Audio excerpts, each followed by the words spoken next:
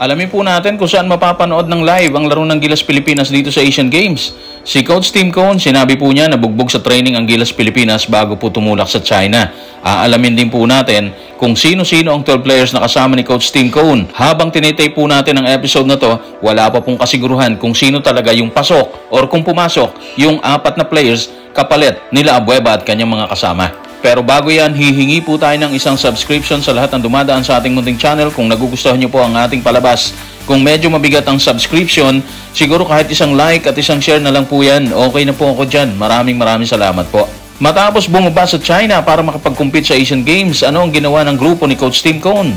Ito po ang sinabi sa report na Inquirer. Hindi nag-aksaya ng mahalagang oras, nag-ensayo agad ang koponan. Ilang sandali matapos ang isang maikling pahinga sa hangaring patatagin ang pagsasama-sama ng mga huling dumagdag sa koponan na sina Kevin Alas, Chris Ross, Marcio Lassiter, CJ Perez at Arvin Tolentino sa koponan. Normal naman yun actually kasi kailangan talaga maging pamilyar ang bawat isa sa koponan, lalo na si Lassiter, Perez, Alas, Tolentino at Ross. Ilang araw lang po kasi, base sa kaalaman po natin, ilang araw lang po silang nakasama sa training. Actually, 3 araw lang ata yun, ayon na rin kay Coach Tim Cone. Tapos, sabak po kagad sila sa isang tune-up game, kalaban po ang LG Shakers, di ba? Okay naman yun, maganda yung pinakita ng lahat doon. Pero iba na kasi kapag nasa ibang lugar na tayo. So, malaking bagay po ang lahat ng gagawin nila ngayon bago sumalang sa actual na bakbakan. Bukod sa 5 nabanggit na bagong akyat sa koponan matapos madinay si Abueva, Tautua, Romeo Perkins habang may iniinda si Pugoy, dahilan para palitan ni Marcio Lassiter, sino-sino pa ba ang kasama ngayon ni Coach Tim Cone para subukang makuha ang ginto ng sinasabing Olympic ng Asia, ang Asian Games? Ito pong sinabi sa report ng Inquirer. Kumumpleto sa koponan sina Junmar Fajardo, Justin Brownlee, Japet Aguilar, Ange Kwame, Chris Newsam, Calvin Optana at Scotty Thompson. Malinaw po na dalawa yung ating naturalized player, si Brownlee at si Kwame. At para po sa mga nagtatanong, para pa rin po doon sa mga nagtatanong kung bakit po dalawa sila, di ba? Simple lang po alituntunin dyan Kailangan lang po na meron silang Philippine passport para payagang makapaglaro dito sa Asian Games. Malaking bagay po yun kasi alam natin na maganda po magagawa ng dalawang naturalized sa hanay po ng Gilas. Wag lang siguro magkaroon ng aberya, di ba? Katulad ng pulikat ni Justin Brownlee. So base po sa lumabas na listahan ng kasama ni Coach Tim Cone sa Asian Games, kumpleto na po sila, di ba? Pero tanong po dyan, aprobado na ba ang 4 na sila Perez, Tolentino, Alas at Ross? Ito po ang sinabi sa report na Inquirer. Ang kaso ni Perez at iba pa bilang mga huling dumagdag sa koponan ng Gilas Pilipinas, nakabinbin pa rin po yan sa Hangzhou Asian Games Organizing Committee or HAGOC habang papalapit ang unang laban or unang laro laban sa Bahrain ngayong Martes, September 26. Grabe naman yun, ano? Akala natin okay na pero bitin pa rin as usual kasi hindi pa po aprobado ng HAGOC.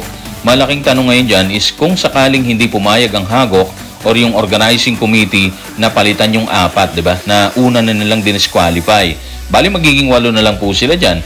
At kung sakali po na mangyari yon, malaking problema sa Gilas yun. Although pwede silang makipagbakbakan kahit 8 lang po sila, medyo iba po ang magiging dating po sa koponan psychologically, di ba? Isa pa, sobrang pagod ang makukuha nila kasi 3 lang po ang pwedeng pumalit sa 5 nandoon po sa loob in case na hindi po payagan ng HAGOC. Dahil ibang kasama nila ngayon, ano ang tingin ni Coach Tim Cone sa koponan? May nawala ba?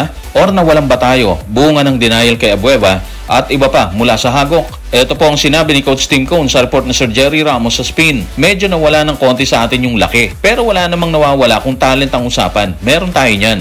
Smart at talented silang lahat. At lahat sila ay leader. Doon tayo sa sukat, ha. Malaking bagay po yun. Pero ayon na rin po mismo kay Coach Tim Cone. Lahat naman sila smart at talented So yun ang kakapitan ni Coach Tim Cone once na nandun na tayo sa bakbakan. Kasi wala na tayong choice Gustuhin man ni Coach Tim Cone na isama yung mga malalaki nating players, hindi naman sila po pwede at wala siyang kontrol sa aspeto na yon. Sa oras ng bakbakan, anong maaaring maging susi ng Gilas at ni Coach Tim Cone laban po sa ibang bansa? Ito po ang sinabi ni Coach Tim sa report ni Sir Richard D. sa The Manila Times. Ang susi dito is yung aming depensa. Ramdam namin na maaaring maging mas mahigpit kami sa depensa hanggang sa pagpapatuloy ng paligsahan. Yung depensa talaga susi. Katulad nung nakita natin na dati pa, di ba? Doon naman bihasa si Coach Tim Cone mula noong dekada 90 kung saan po sila nakakuha ng Grand Slam para po sa Alaska Met. So ngayon, alam na natin kung ano magiging posibleng makita natin once na lumaban na po ang Gilas Pilipinas. Hopefully magawa nila ng maayos ang mga hinanda nilang tactics dito sa kalaban nilang bansa. Yung training nila sa Inspire Sports Academy sa Laguna, gaano kahalaga yun sa kanila? Tingnan po natin sinabi ni Coach Tim sa report ni Sir Richard D. sa The Manila Times. Yung trip namin sa Inspire, lahat ng mga bagay na binibigyan din namin doon, lumabas talaga sa laro laban sa LG Shakers. Isa lang po ibig sabihin doon ni Coach Tim Cone, desidido po ang lahat magpakita ng maayos kasi nailabas po nila laban po dito sa LG Shakers na Koreans. At desidido rin silang ipasok lahat sa isip nila ang sistemang inilatag ni Coach Tim Cone habang nasa sa practice. Kaya siguro sinabi rin ni Coach Tim Cone na nawalan man sila ng size, hindi naman sila nawalan ng talent kasi madali pong maka-adapt ang bawat isa sa kanyang inilatag na sistema. Gaano ba katindi ang ginawa nilang training sa Inspire sa Laguna or sa practice? Tignan po natin ang sinabi ni Coach Tim sa report pa rin ni Sir Richard D. sa The Manila Times. Ang mga players natin nagsisikap silang matuto at nabugbog ko talaga sila sa practice kasi wala na kaming oras na dapat aksayahin pa, di ba? Siksikan na lahat mahaba ang lahat, mahaba ang mga practice namin. Mula mismo kay Coach Tim Cone, bugbugan sila sa practice. Ibig sabihin po niyan, matindi po ang dinaanan nilang training. Hindi biro, sabi nga nila. So para sa akin, maayos po ang lahat kahit gipit sila sa oras. Pero syempre, hindi naman sinabi ni Coach Tim na umasa tayo ng magandang resulta. Ang basa ko dyan kasi, gagawin lang nila ang lahat ng kanilang magagawa or makakaya kahit ano pa maging balakid. At syempre, ang katanungan po natin, saan ba mapapanood ng bakbakan? Lalo na ang laban sa Bahrain ngayong Martes, September 26. Ito po ang report ni Katrina Alba sa One Sports. September 26 versus Bahrain, 1:30 PM. One Sports at One Sports Plus. Live po yan. September 28 versus Thailand, 11 AM. One Sports Plus. Live din po yan. September 30 versus Jordan, 5:30 PM. One Sports at One Sports Plus. Live po yan. Abang-abang po tayo sa broadcast na yun ng One Sports at One Sports Plus at suportahan po natin ang ating pambansang kupunan. Higit kailanman ngayon nila kailangan ng ating suporta. Napakahalaga po ng Asian Games. Ayon na rin po kasi kay POC President Bambol Tolentino, ito po ang Olympics ng Asia.